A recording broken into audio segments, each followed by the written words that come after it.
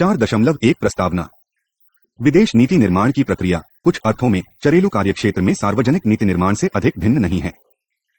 बहरहाल सार्वजनिक नीतियों का निर्माण घरेलू मामलों से जुड़ा होता है, जिसमें सामाजिक, आर्थिक या सांस्कृतिक विषय सम्मिलित होते हैं, जिसका सीधा संबंध स्थानीय निर्वाचन क्षेत्रों डोमेस्टिक कॉन्स्टिट्यूएंसेस में उठाए गए मुद्दों और उनकी मांगों के आधार बनाकर नीति निर्माण का कार्य संपन्न किया जाता है। इसके साथ ही इसमें घरेलू दबावों की स्थितियों को भी क्रमानुसार नीतियों में व्यवस्थित किया जाता है। जहां तक विदेश नीति के क्षेत्र की चर्चा की जाए तो इसमें नीति निर्माण के प्रतिपादन में घरेलू निर्वाचन क्षेत्रों के लोगों के विचारों और दृष्टिकोणों को ध्यान में रखते हुए बाहरी रुकतियों के दबावों और परिस्थितियों के प्रभावों का भी विशेष ध्यान रखा जाता है। इसे दूसरे शब्दों में इस प्रकार भी कहा जा सकता है कि संबंधित देश की विदेश नीति के पहलुओं अथवा पक्षी पर अंतर्राष्ट्रीय समुदाय के प्रत्यक्ष रूप से हित लाभ जुड़े होते हैं और वे इसके निर्माण में दिलचस्पी रखते हैं। इसलिए प्रत्येक देश जब विदेश नीति का प्रतिपादन करता है उस समय वह देश घरेलू दबावों और बाहर से प्रकट होने वाले दबावों को ध्यान में रखते हुए अपनी विदेश नीति में बहुत सावधानी से संतुलन बनाए रखता है। इसका दूसरा पक्ष यह है कि विदेश नीति घरेलू नीति निर्माण से इस दृष्टि से अलग है क्योंकि यह संबंधित देश के सहयोग पर व्यापकता से निर्भर करती है और जिस देश में लागू की जाती है उसका सहयोग भी जुटाना पड़ता है।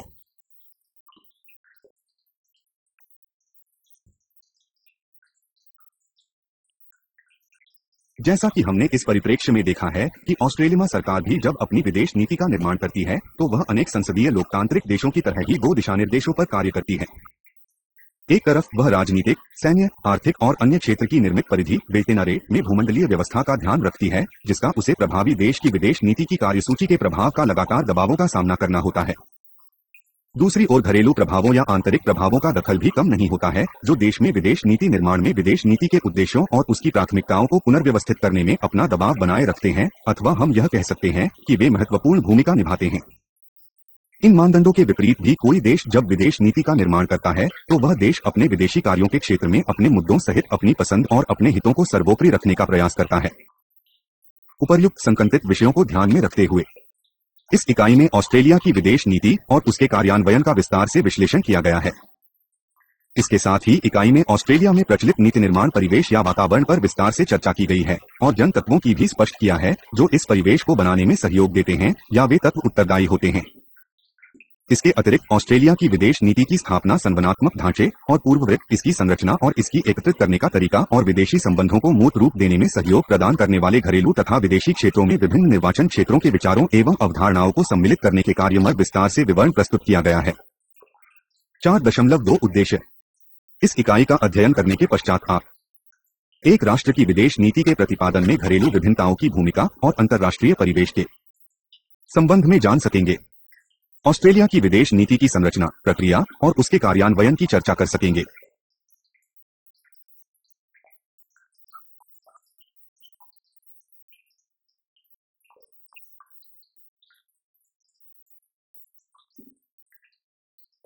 चार दशमलव 3 नीति निर्माण परिवेश। ऑस्ट्रेलिया किसी भी तरह से पश्चिमी यूरोप के देशों या संयुक्त राज्य अमेरिका की तुलना में प्रमुख शक्ति नहीं है। इसके नीतिगत प्रयासों को देखते हैं तो यह निश्चित रूप से किंचित सीमित है। अर्थात ऑस्ट्रेलिया की भौगोलिक, जनसांख्यिकी और आर्थिक तत्वों के साथ इसकी भूभौतिक, जियोफिजिकल तथा भौगोलिक राजनीतिक, जियोपॉलिटिकल दोनों की स्थापना हुई है एवं भौगोलिक स्थापना के परिदृश्य में स्वतंत्र रूप से विदेश नीति का निर्माण करना अथवा इस प्रकार का प्रयास करना जरा की अपनी क्षमताओं को सीमित करता है। जहां तक ऑस्ट्रेलियाई संस्कृति की मुख्य धारा का विषय है, यह भी इंग्लैंड से लिया गया है और इसका कुछ हिस्सा राज्यों के द्वारा विकसित संघीय बांधे के लंबे इतिहास के परिणामस्वरूप उत्पन्न सोच का प्रतिफल है, जिसने ऑस्ट्रेलिया के लोगों को राष्ट्रीय पहचान का विस्तार पैदा किया, जो इसके इतिहास में महत्वपूर्ण स्थान रखते हैं। ये मूल्य और पटवानों की सोच कम महत्वपूर्ण नहीं है। इसलिए इन्हीं विचारों ने इसकी विदेश नीति के निर्माण में आवश्यक निर्देशन और मार्गदर्शन उपलब्ध कराया है।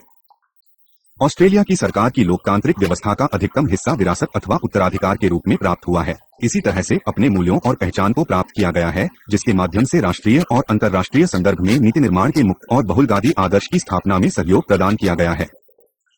ऑस्ट्रेलिया में विदेश नीति निर्माण का एक लंबा इतिहास है। यह उनकी आपस में गुंथी हुई विविधताओं की लंबी प्रक्रियाओं का संयोजन है, जिसके कारकों को हम पहले ही बता चुके हैं कि ऑस्ट्रेलियाई समाज के परिवर्तनशील मूल्य उसे विरासत में मिले हैं। यह केवल इन विभिन्न विविधताओं की व्यापकता की परिधि में ही नहीं है, अपितु इसके प्रभाव ने समय समय पर नीति प्रक्रिया के परिवर्तन को भी प्रभावित किया है।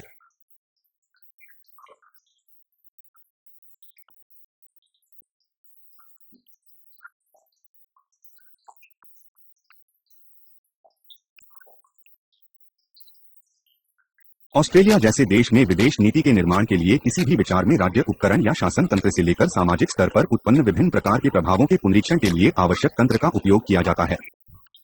सामाजिक स्तर पर इसमें विभिन्न तत्व शामिल होते हैं, जैसे कि जनमत, अभिमत, मुख्य धारा के संचार माध्यम जो विचार और बोध, शक्तिशाली दबाव समूहों और सबसे ऊपर राष्ट्रीय एवं क्षेत्रीय राजनीतिक दलों का ऑस्ट्रेलिया में निर्णायक प्रभावों का इस्तेमाल होता है अथवा उनकी अत्यंत महत्वपूर्ण भूमिका होती है। वहीं राज्य स्तर पर संवैधानिक रूप से स्थापित सरकार के अंग जैसे कि संसद और कार्यपालिका और इसके नौकरशाही के तंत्र के सहयोग से देश में इसके कार्यान्वयन के लिए नीतियों को अंतिम स्वरूप प्रदान करते हैं।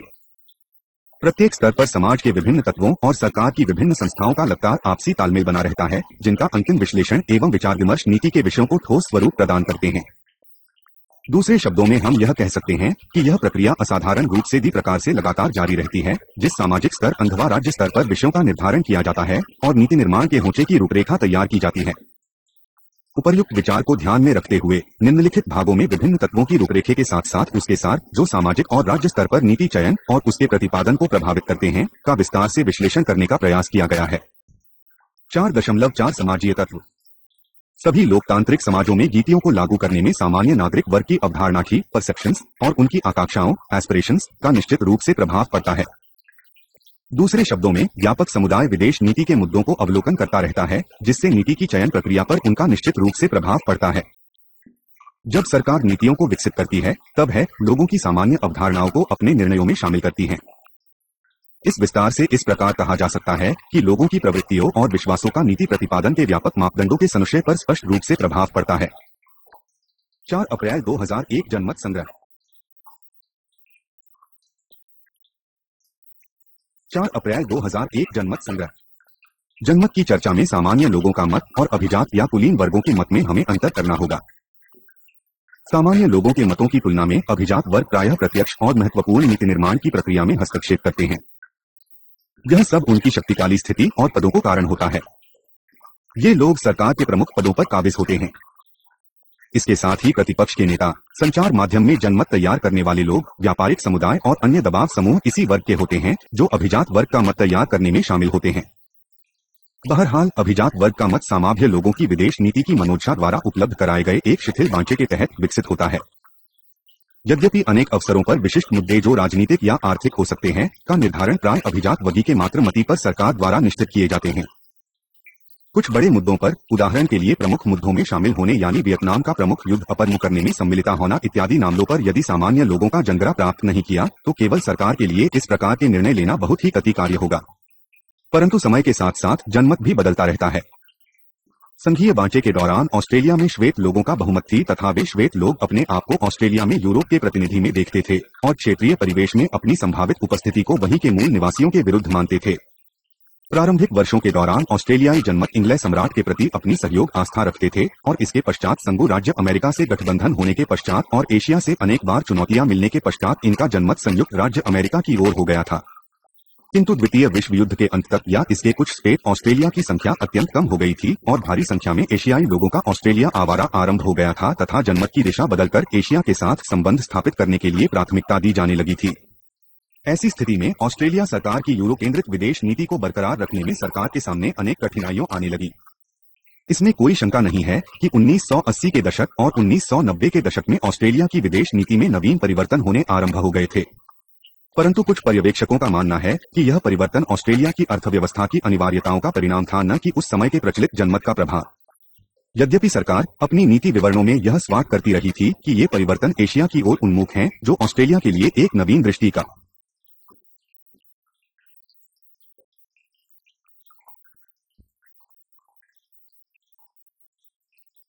4 अप्रैल 2002 संचार माध्यम। जैसा कि विदित है कि संचार माध्यम प्रायः विशिष्ट बाय समूह या अभिजात वर्ग के लिए हैं और उन्हीं को लिए कार्य करता है। जहां तक विदेशी मामलों का प्रश्न है, यहां संचार माध्यमों का बहुत कम प्रभाव है। ऑस्ट्रेलिया में मुद्रित संचार माध्यम एक रूप सिडनी और इत्यादि बड़े बड़े शहरों में केंद्रित है और इसके पाठक विशेष वर्ग के लोगों तक ही सीमित है। और दूसरे संचार माध्यम में यह ऑस्ट्रेलियाई broadcasting corporation, Australian broadcasting corporation (ABC) और special broadcasting service, special broadcasting services (SBS) इनके बारे में कहा जा सकता है कि ये दोनों भी अभिजात वर्ग की सहयोगी है। बहरहाल इसमें यह बात शामिल की जा सकती है कि संचार माध्यम अपने दर्शकों और को अंतर्राष्ट्रीय कार्यकलापों के संबंध में सूचना देने की भूमिका निभाता है। अभी तक संचार माध्यम अपने कार्यक्रमों में दर्शकों एवं प्रेक्षकों का विशेष रूप से ध्यान आकर्षित करने में सफल रहा है, जिससे विवादित मुझे एवं कठिन नीतियों में विषयों पर अकाट्य विश्लेषण किया जाता है। इससे उन्ने हुए मुद्दों पर एक राय बनाने में सहायता मिलती है, जिससे एक विशेष प्रकार का जनमत तैयार होता है। आत्म निश्चित रूप से ऑस्ट्रेलिया में विशेषकर आप्रवासन मुद्दों या आदिवासी संबंधी नीति निर्माण करने का विषय है। इनका नाम विशिष्ट मुद्दों में एक शक्तिशाली जनमत तैयार करने में प्रोत्साहन पैदा करता है। इसके साथ ही यह कहा जा सकता है कि नीति निर्माण और सरकार के कार्यों में विशेषकर विदेश नीति निर्माण के मुद्दों में संचार माध्यम का कहीं भी प्रत्यक्ष हस्तक्षेप नहीं होता है। 4 अप्रैल 2003 दबाव समूह।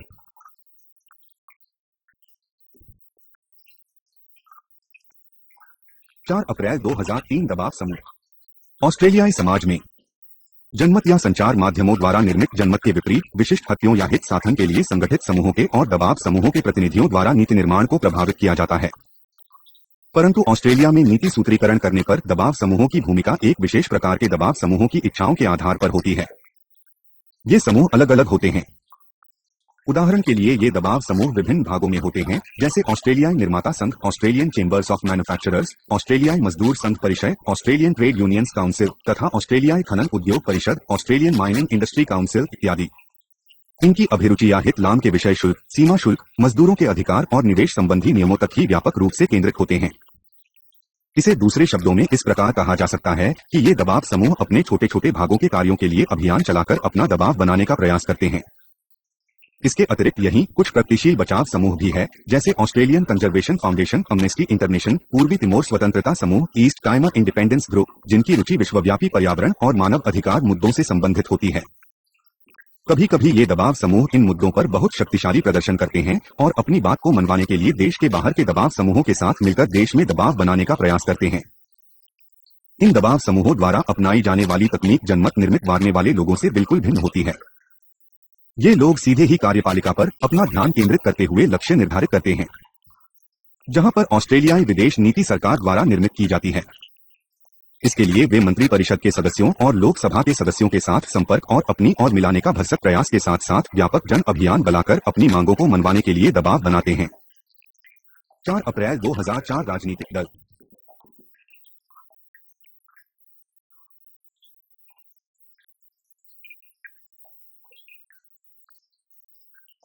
4 अप्रैल 2004 राजनीतिक दल। ऑस्ट्रेलिया के राजनीति दल निश्चित रूप से दबाव समूहों सहित अन्य सभी समाजीय तच्ची से नीति निर्माण प्रक्रिया पर अपना दबाव बनाने के लिए सबसे संगठित और अत्यधिक प्रभावी है। ऑस्ट्रेलिया के प्रमुख दल Australian labour party, liberal party और नेशनल पार्टी, पूर्व में कंट्री पार्टी के नाम से जानी जाती थी, ने अपने सदस्यों की ओर से विदेश नीति का निर्माण करने, उसमें समय समय पर संशोधन करने और उसे परिभाषित करने के लिए ऑस्ट्रेलिया में एक परंपरा स्थापित की है।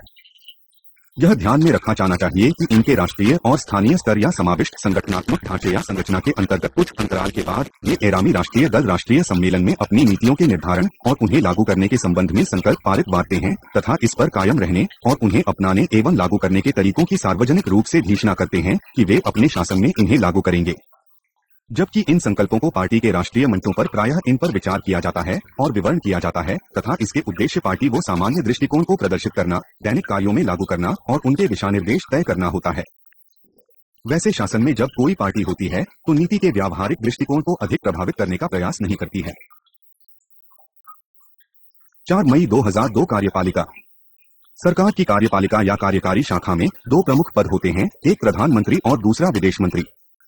इन दोनों में से एक प्रधानमंत्री यदि वह आए तो निर्णायक भूमिका निभा सकता है। यह केवल इसलिए नहीं है कि वह सरकार को शासन का प्रमुख है, बल्कि ऑस्ट्रेलिया में विदेश नीति निर्माण में इस सर्वोच्च पद की भूमिका के लिए उसके कुछ ऐतिहासिक पूर्ववृत्त और लिए गए निर्णय मौजूद है। यद्यपि संघीय स्तर पर विदेश कार्य विभाग की स्थापना की जाती थी, किंतु वह अंतर्राष्ट्रीय मामलों पर स्वतंत्र प्रभार सहित स्वावल विभाग के रूप में कार्य नहीं करता था। इसके उत्तरदायित्व में ब्रिटेन के साथ संचार स्थापित करना, आप्रवासन और नागरिकता प्रदान करना तथा प्रादेशिक प्रशासन का संचालन करना था। 1911 में जब प्रधानमंत्री का विभाग स्थापित हुआ, उस समय विदेश कार्य के विभाग के कुछ कार्य प्रधानमंत्री के विभाग में स्थानांतरित कर दिए गए थे। सभी व्यावहारिक प्रयोजनों के लिए विदेश कार्य विभाग का आकार छोटा कर दिया था और विभाग के अलग से कार्य करने पर रोक लगा दी गई थी और 1916 में वित्ता अपने आप बंद कर दिया गया था। यह स्थिति तब तक बनी रही जब 1935 में विदेश कार्य विभाग की एक स्वायत्त विभाग के रूप में स्थापना कर दी गई थी। इस समय तक देश की विदेश नीति निर्माण या प्रतिपादन में प्रधानमंत्री की लगातार निर्णायक भूमिका बनी रही थी। इसके बाद के वर्षों में अनेक उदाहरण है कि जब प्रधानमंत्री ने ऑस्ट्रेलिया के मुद्दों पर विदेश मंत्री के विचारों अथवा निर्णयों को एकदम बदल दिया गया था। उदाहरण के लिए प्रधानमंत्री बेन चीफले ने 1940 के दशक के उत्तरार्ध और 1960 के दशक के आरंभ में शीत युद्ध की स्थिति में अपने विदेश मंत्री के कार्यकलापों पर रोक लगा दी थी और संयुक्त राज्य अमेरिका के साथ गठबंधन में खुले रूप में शामिल हो गया था। इसके पश्चात फिर से अनेक उदाहरण सामने आए जब प्रधानमंत्री ने स्वयं विदेश मंत्री के कार्यभार को अपने हाथों में ले लिया या फिर किसी ऐसी व्यक्ति को विदेश मंत्री बना दिया जो बहुत कमजोर रहा था, ताकि प्रधानमंत्री स्वयं विदेश मंत्रालय के कार्यों के प्रभावी रूप से नियंत्रित और लागू कर सके। यह सच है कि विदेश मंत्री अपने विभाग के माध्यम से नौकरशाही सहयोग प्राप्त करता था, जिसे अब विदेश कार्य और व्यापार विभाग के रूप में जाना जाता है। अभी तक कभी कभार प्रधानमंत्री का विभाग और मंत्री परिषद department of the prime minister and cabinet DPM&C के साथ 1977 में विदेश मंत्रालय से उच्चतम उसने अपना अंतर्राष्ट्रीय प्रभाग और राष्ट्रीय मूल्यांकन का कार्यालय international division and the office of national assessments Poona स्थापित किया। प्रधानमंत्री का विभाग और मंत्री परिषद में अंतर्राष्ट्रीय कार्यालय के अधिकारियों को ऑस्ट्रेलिया की वैदेश नीति के संचालन के लिए केंद्र में महत्वपूर्ण पदों पर स्थापित किया गया। इसमें 3 शाखाएं स्थापित की, 1 विदेश कार्य, 2 एपेक व्यापार और बहुपक्षीय तथा 3 रक्षा एवं सुरक्षा कार्यालय एवं गुप्तबर समन्वय। जबकि यह कहा जा सकता है कि इन अभिकरणों की जिम्मेदारी सामान्यतः विदेश नीति समन्वयन के कार्यों को देखना था। वे कभी भी नीति निर्माण में सर्वोच्च शक्ति नहीं रहे हैं। ये अभिकरण विदेश नीति के अधिकार क्षेत्र में आने वाले मामलों एवं मुद्दों की परिधि के अंतर्गत अपनी विवेकशील सिफारिशों और रिपोर्ट सीधे प्रधानमंत्री के समक्ष प्रस्तुत करते हैं। वैसे कुल मिलाकर प्रधानमंत्री का विभाग और मंत्री परिषद विदेश कार्य नौकरशाही के महत्वपूर्ण हिस्से के रूप में बने रहे।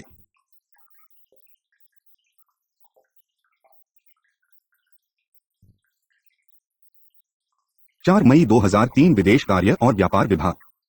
विदेश मंत्री की अध्यक्षता में विदेश कार्य और व्यापार विभाग का प्रमुख कार्य ऑस्ट्रेलिया के विदेश कार्यों और नीति का निर्माण और संचालन करना होता है। विदेश कार्य और व्यापार विभाग के अन्य उत्तरदायित्वों में ऑस्ट्रेलिया के विदेश, राजनीतिक, सुरक्षा, कानून और व्यापार का महत्व प्रबंधन में शामिल है। इसमें द्विपक्षीय और बहुपक्षीय संबंधों का निर्वाह किया जाता है।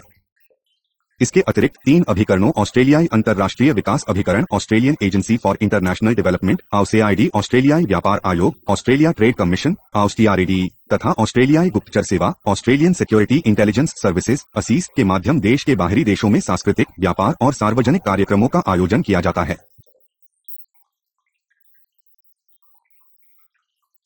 4 मई 2004 अन्य विभाग।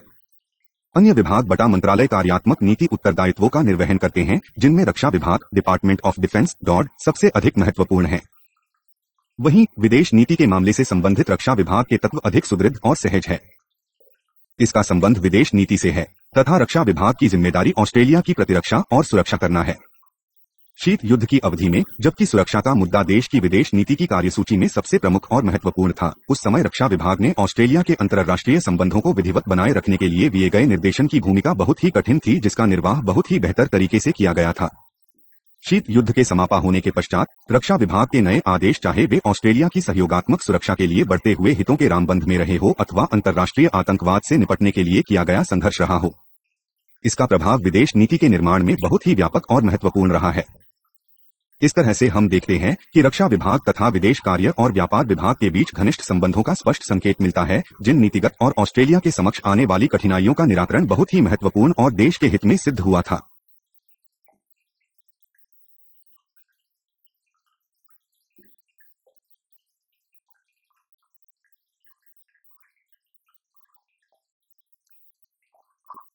रक्षा विभाग के अतिरिक्त अन्य मंत्रालयों में महत्वपूर्ण विभाग जो विदेश नीति के मामलों पर आधारित है प्रवासन और बहुसांस्कृतिक मामलों का विभाग, department of immigration affairs (DIMA).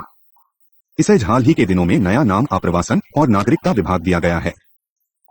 इसके अतिरिक्त प्रशिक्षण और युद्ध कार्य विभाग तथा पर्यावरण विभाग शामिल है। पहले ही बताया जा चुका है कि विदेश नीति संबंधी अनेक मुद्दों पर विभिन्न मंत्रालय एक दूसरे से संबद्ध होते हैं और नीति निर्माण करने में अंतर विभागीय मतभेद या विवाद पैदा करते हैं, जो स्वमाचिक और सहज होते हैं। इस तरह के विवादों अथवा मतभेदों को निपटाने के लिए 2 स्तरों पर हल करने का प्रयास किया जाता है। पहला मंच मंत्रिपरिषद होता है, जहां पर विभिन्न मंत्रालयों के प्रमुख मंत्री एक साथ बैठकर विवादित मामलों पर चर्चा करते हैं तथा आपसी समझौते और सहयोग से विवादों को निपटा लेते हैं।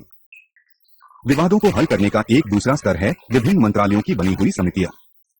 ये अंतर विभागीय समिति होती हैं, जिनके अधिकारीगण आपस में अंतर मंत्रालयों की बैठकों में चर्चा करके मामलों को सुलझा लेते हैं।